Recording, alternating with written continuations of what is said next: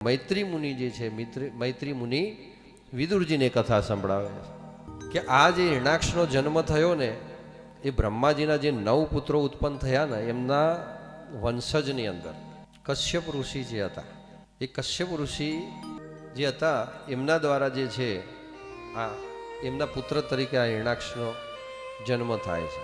કે પ્રભુ એવી રીતે નહીં, હું સંપૂર્ણ આખી ઘટના અને વાત સાંભળવા માંગુ, એટલે વિસ્તારથી કહો, એટલે વિસ્તારથી આખી કથા કઈ સંભળાવે છે કે બ્રહ્માજી આ પ્રમાણે બધા 9 ઋષિઓ ઉત્પન્ન કર્યા, એ પછી એમને પોતાના જ માનસ પુત્રો તરીકે નારદ ઉત્પન્ન કર્યા, એના પછી સનત કુમારો ઉત્પન્ન થયા, અને આ સનત કુમારોને પણ સૃષ્ટિ મૈથુન ક્રિયા કરી અને સૃષ્ટિ આગળ વધારવાની આજ્ઞા કરી હતી. તો સનત કુમારોએ પણ માન્યું નહીં કે અમે તો આ બાલ્ય અવસ્થા અમને ગમે છે, એટલે બાલ્ય અવસ્થામાં જ રહીશું અને ભગવાનનું ભજન કરીશું. આ મોટા થવું, લગ્ન કરવા, શું ઝંઝાળ, અને નાના બાળક હોય તમને બધા લાડની સ્નેહ તો સારો આપે, એટલે અમે તો બાલ્ય અવસ્થામાં જ રહીશું. તો ભગવાન કે તથાસ્તુ બ્રહ્માજી. એટલે સનત કુમારો જે સનક, સનંદન, સનત કુમાર, આવી રીતે 4 ભાઈઓ હોય છે સ ઉપર. એટલે એવા જે સનત કુમારો જે છે બાલ્ય અવસ્થામાં જ રહે અને ભગવાનની ભક્તિ કરે, એવા સનત કુમારો એક દિવસ ભગવાન શ્રી હરિ નારાયણને એમના ધામમાં મળવા જાય છે. પણ ત્યાં આગળ જય અને વિજય નામના જે પાર્ષદ હોય છે ભગવાનના, એ ભગવાનને મળવા જવા દેતા નથી. ભગવાન શયન કરે છે, એટલે અત્યારે હાલ એમના શયનમાં વિક્ષેપ થવો જોઈએ નહીં, એટલે અમે એમને મળવા દઈશું નહીં.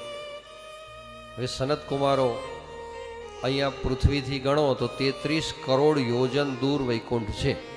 જેને જવું હોય ને 33 કરોડ યોજન વૈકુંઠનું અંતર કાપવું પડે, એટલે એટલું દૂર.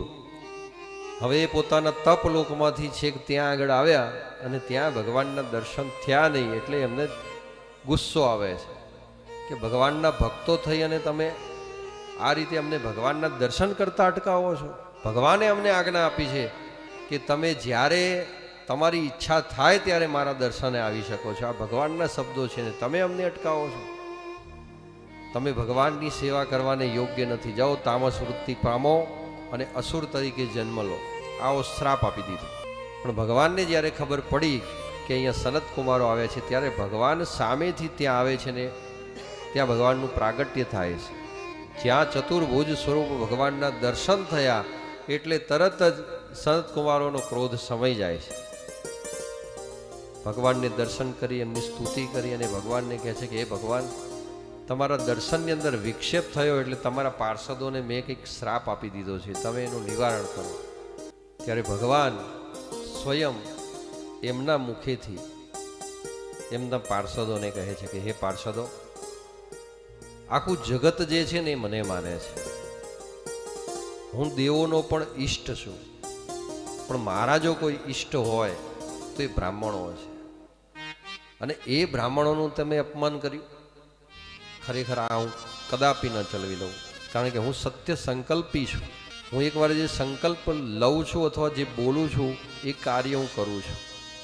એટલે બ્રાહ્મણ મારા ઈષ્ટદેવ છે અને આ સનત કુમારો તો મારા નિરંતર ભક્ત છે, અને તમે એમનું અપમાન કર્યું. એટલે એમને જે શ્રાપ આપ્યો છે એ તમે ભોગવો. પણ તમારા શ્રાપની અવધિ ઘટાડી દઉં છું કે 3 જન્મ સુધી તમારે આ શ્રાપ ભોગવવો પડશે અને તામસ યોનિમાં જન્મ લો. અને એ રીતે એ જે તામસ યોનિમાં જય અને વિજય નામના ભગવાનના જે પાર્ષદો હતા એમનું ત્યાં વૈકુંઠમાંથી પતન થાય છે, અને પતન થઈને પૃથ્વીલોકમાં આવ્યા. તો પૃથ્વીલોકની અંદર જે આવ્યા અને જ્યાં જન્મ થયો, એક કશ્યપ ઋષિ જે હતા એમની 2 પત્ની હતી, એક દિતિ હતી અને એક અદિતિ હતી. એમાં અદિતિ હતી એ દેવોની માતા કહેવાય, અને દિતિ છે એ દૈત્યોની માતા છે. અને એ દિતિના ગર્ભથી જે છે આ જય અને વિજયનો જન્મ એ હિરણાક્ષ અને હિરણાકશ્યપ એમ 2 ભાઈના રીતે થયો.